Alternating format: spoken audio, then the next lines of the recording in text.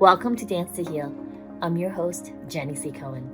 Join me as I share stories of how dance and movement can bring healing in a way that is safe and tailored to your life. I'm a cancer survivor, mother of two, and an award-winning performer who found that movement was vital to my recovery. I created Dance to Heal Wellness and also authored the best-selling book, Outside in Recovery, Dancing My Way Back to Myself After Breast Cancer. I will bring new techniques to help you on your dance journey and healing path. Are you ready to move? Dance to Heal starts now. Hi there. So this is Jenny C. Cohen, and it is my pleasure to welcome you to Dance to Heal Transformation Through Movement with Jenny C. Cohen. This is my last show on this Friday, but I will be producing more. Please continue to tune in. I really would love for you to advocate your healing. Go to my website, jennyccohen.com, and subscribe to my email list so that I can keep you in touch with my programs as they launch. And also for when this podcast will continue and when those future episodes will continue to be produced. All right. So I got to tell you, I'm super proud of my program that's launching March 1st. And I want to take this time to tell you a little bit about it. It's 3 weeks from March, concurrently while the app Dance to Heal is launching. And the app will give you many choices of healing through breath work or stretching, yoga, cardio dance, and in the many formats that I'm certified in. And also energy healing such as Reiki. And I really want to make sure that you, if you're even a little bit interested, check it out. It's launching March 1st. Get on my website. Subscribe to my email list so that you know and you can get all the tidbits. Make sure you can also email me there at jenny@jennyccohen.com. Tell me you heard about this offer, and I will make sure to give you a special pricing for that, okay? Do it. Don't forget. All right. Now, the program that's launching March 1st, it will be bi-weekly 75-minute coaching calls via Zoom. They're also recorded so you have access to it during the 3 weeks of the course, including an additional week. And you'll also get a 30-minute one-on-one coaching call from me. And there you will also have an opportunity to be on this very podcast at the completion of the 3 weeks to give testimony on how much it helped you and how much you want to continue or apply it to your life. And also it will give you a VIP level of the app will have a VIP level to it, and you'll have that access for 3 whole months. Once you sign up for that launch has a founder's level. So make sure you go to that and sign that up. All right, so why is it important, though, for you to heal? During these times, and I think with any other time when we have trauma that comes into our lives, it tends to accentuate the other hurts that we suffered in our past. I wanted to share during this last episode with you during this time on Fridays, my personal story. I skirted around a lot of what really started my life. I started off sharing with you that Dance to Heal was originally a program for breast cancer survivors. It also now has become a program for trauma survivors and their caretakers. In last week's show with Deanna, I hinted about the fact that we're all suffering from trauma because life in this plane actually is full of opportunities to feel powerless, to feel we need to set up some type of lattice work to get through those emotions of powerlessness. Mine started when I was 1 month old. Yeah. My parents, when they were married over 53 years ago, 55 years, because they were married 2 years before they had me. When they were first married, it was a time in Taiwan where my father, as the elder son of his family, was expected to still send money home to his family. So even though he had a baby, me and my mother, his wife, he still had to send all of his money back home to his family and his parents. So my mother, after having had me for a month, she had to go back to work. There was no other way to pay bills or feed her baby. So she left me with a caretaker at a month old. She didn't know until 7 months later, when she happened to come home early one day, that this caretaker had been neglecting me from day one. I wasn't being fed. I wasn't being changed. I was sick all the time. And they thought, oh, maybe I just had a weak constitution. And it was really because of the stress I was undergoing with a neglectful caretaker. She was trying on my mother's clothes, which she later on stole all of them. And then I saw the world in a very particular lens where I was always looking for safety and communities by being of service and trying to tell people I'm useful if I just help you, never realizing that I also was inadvertently setting up situations where I would be taken for granted, I would be used, and I would always be felt hurt in the setup of I was more loyal than other people were loyal towards me. I hope this resonates with some of the viewers and listeners out there. It was only after this past weekend where I really confronted this lens with which I was seeing myself through. In the interim between 1 month and last weekend, I was always searching for healing through some movement of some kind. I remember begging my mother once we immigrated to the States, begging her for months, begging her to send me to ballet school. And she did finally. The caveat to that was when you're an itty bitty fourth grader, everyone gets little performance opportunities. My parents are immigrants, and for them, it was survival, not thriving per se. Survival was important.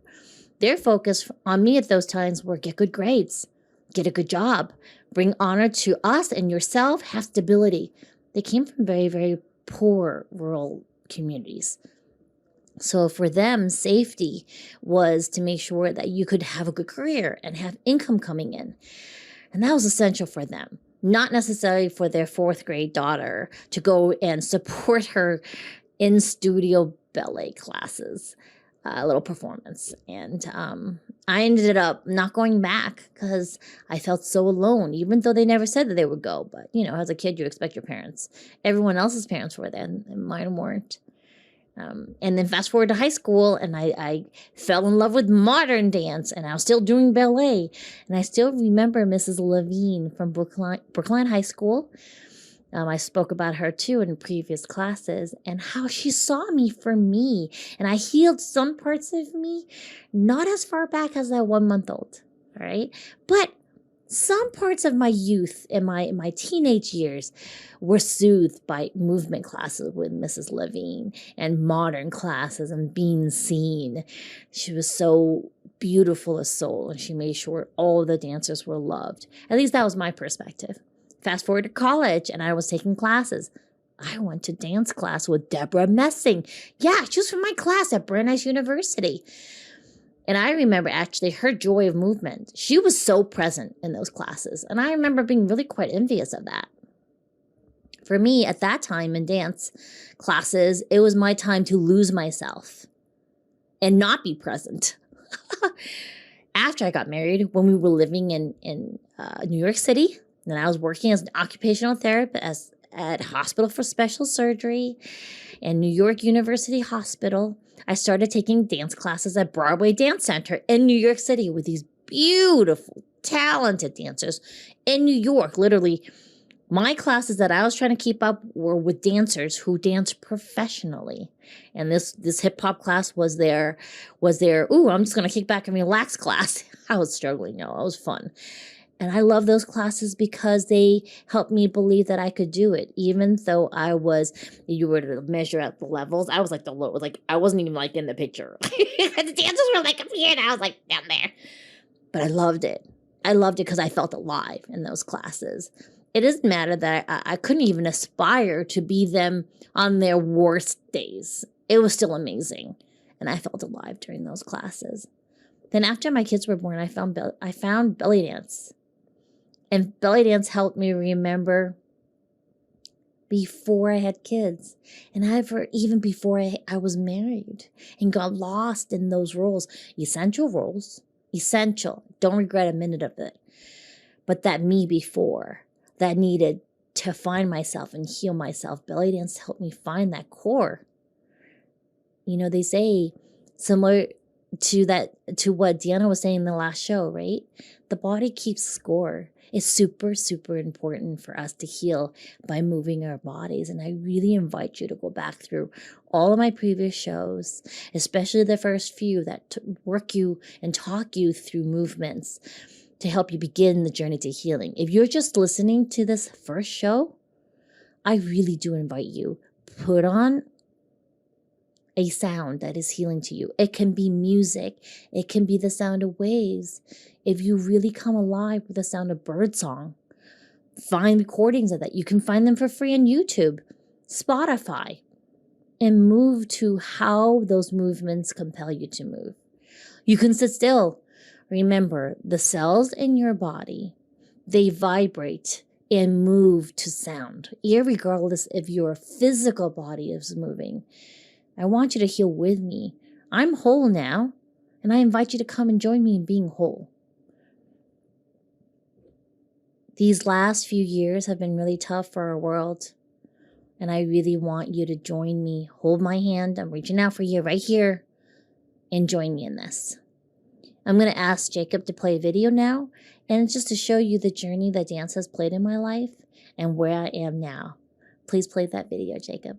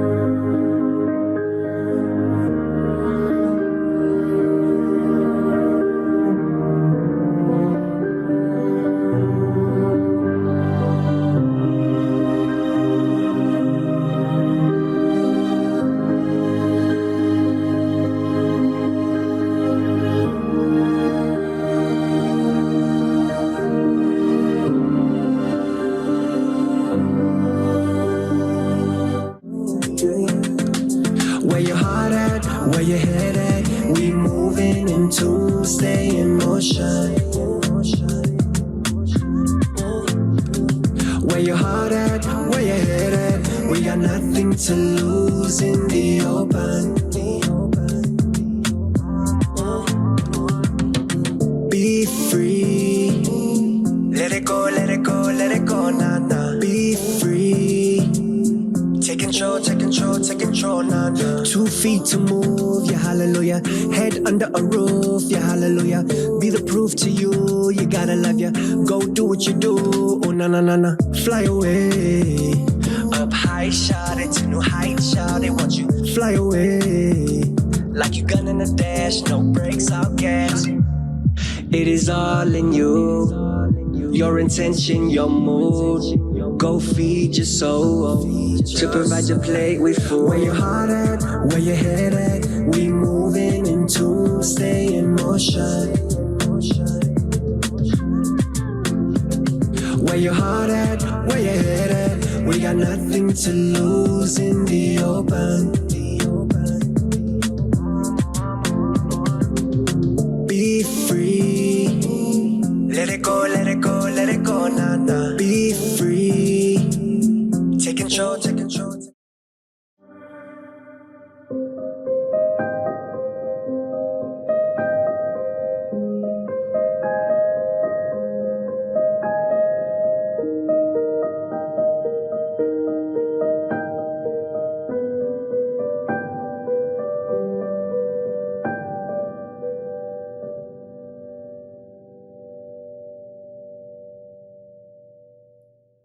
Did you enjoy that? There's some parts that were kind of funny, I know.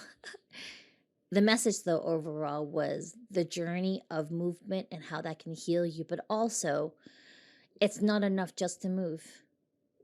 It's very urgent. I urge you, it's urgent. Either way, however you want to hear it, I want you to hear the urgency in my voice. If you're not going to therapy, there's therapeutic services out there. You need to do talking. That's also a form of vibration for your throat. That's movement. Or even if you want to find some free classes on YouTube that help you sing in the privacy of your home, vibrate this part here to help you heal. Do breath work. Everything that I offer in the Dance to Heal program, you could probably find it for free anywhere on the internet.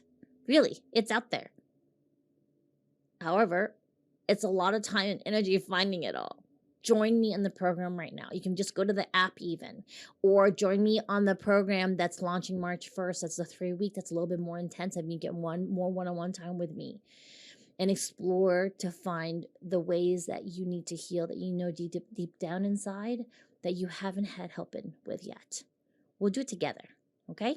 All right, so back to the topic at hand. In terms of movement, it's important, besides talking it out and moving it out, is to understand the lens with which you see the world. So here's the thing. People always, my persona is that I'm bright and cheery. I am now. But in the past, it was kind of like all an act, just so you know. True confessions time. Since I was a month old, I've seen the world in shades of gray, mostly black. Yeah. And I was always, my deep belief was that I wasn't really deserving of anything. That was the way I understood it. And I want to avoid that feeling of not deserving it. Here's the thing. I was looking for ways to avoid not deserving it. But then I kept finding ways that would prove that I wasn't deserving it because I was looking for it to avoid it. Does that make sense to you? It sounds very circular, but that's basically the way my 1-month-old baby mind was working.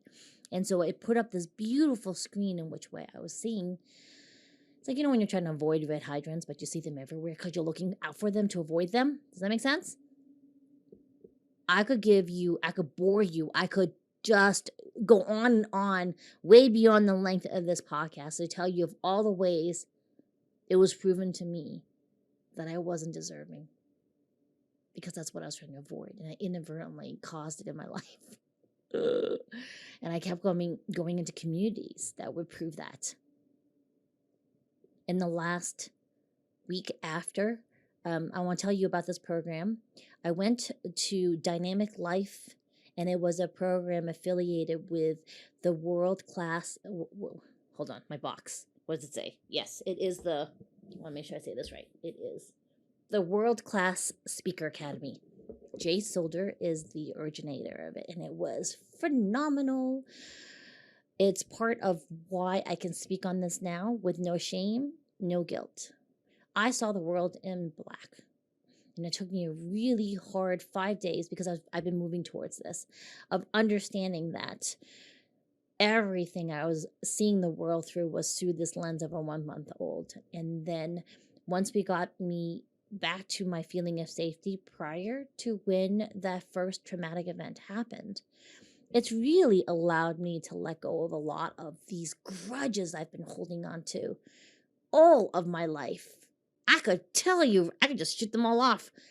I just bore that pain of being betrayed, at least my perception of being betrayed, and a reinforcement of that groove in my head that I wasn't deserving.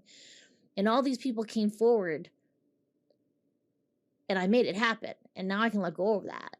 And I want that for you. It is so important to be honest with yourself, like I was with me, to trace back to when I was first traumatized. There were other events that happened afterwards, like when my father immigrated to the States. And when he came, my mother was still working in the city of Taipei, and he had to when my father left, my mom was going to have her mother-in-law, my father's mother, come to the Taipei to take care of my brother and I. And at the last minute, they changed their mind and wouldn't come. So my mother had to ship my brother and I out to the boondocks in the rural southern part of Taiwan. Shrek country, like Shrek outhouse country, y'all. No electricity at all. And I was there for 8 months. Again, 8, magic number. And I was at 4, and my brother was 2, and I had to take care of him in the morning all the way until the day got dark. And then my job was to shut us up in the dark, one room barn house in the dark until my grandparents came home. Again, they didn't realize that they were traumatizing me. My parents didn't realize that was traumatizing me. That just reinforced my 1-month-old baby's belief that I wasn't deserving and I had to be useful to be deserving. You see where I'm getting at? I always thought that was a trauma. And then when I was really, really honest with myself, it was actually this layered trauma from being 1 month old. Because I can look back on that honestly today and actually forgive my mother, my father, my grandparents for that pain they caused me. I could not have done this before, y'all. And no amount of dancing and movement was helping me feel better. It was the dancing that helped me get to where I am now. And then that realization that I had built this whole life on this belief since I was 1 month old. There was someone else I heard, and a few other people that also had the same experience. They even built up these filters and views of who they were and what the world was like when they were not even born in utero in their mother's womb. In addition to some people who were traumatized at 1 year old or 2 years old. It's really important we heal on that deeper level. And I welcome you to join me in the World Class Speakers Academy with Jay Soder, or come to Dance to Heal with me, Jenny C. Cohen. I am so waiting for you to join us, or find another program. Look up any of the instructors in any of my other interviews and begin your healing journey. Don't be out there, okay? And then I want to end on one last note. You're not alone. Really, there's many of us out there, and we're reaching out a hand for you to join us. I had a conversation with a friend of mine the other night, and she's an extrovert. She presents as an outgoing person similar to me, and she got very, very low. So low a few days ago. Okay, last week. Last week she got really low, and no one noticed that she wasn't posting. And then she said to me when we were in conversation that she really hasn't been present since the beginning of the month. We're now in February. It's beginning of January is when she looked back and collected all the pearls and realized she was hitting a low. And no one noticed. No one noticed she stopped posting. And then we also have a business mentoring group, and she stopped posting in the chat group. And no one noticed.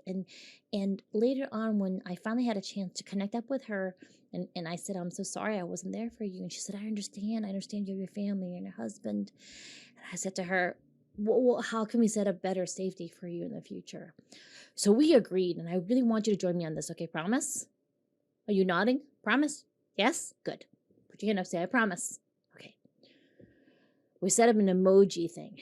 And I sent actually some emoji messages to some closer friends and also some friends that I want to be there for. And I basically said in the message, I know you're busy, but I want you to know I'm available to you 24/7.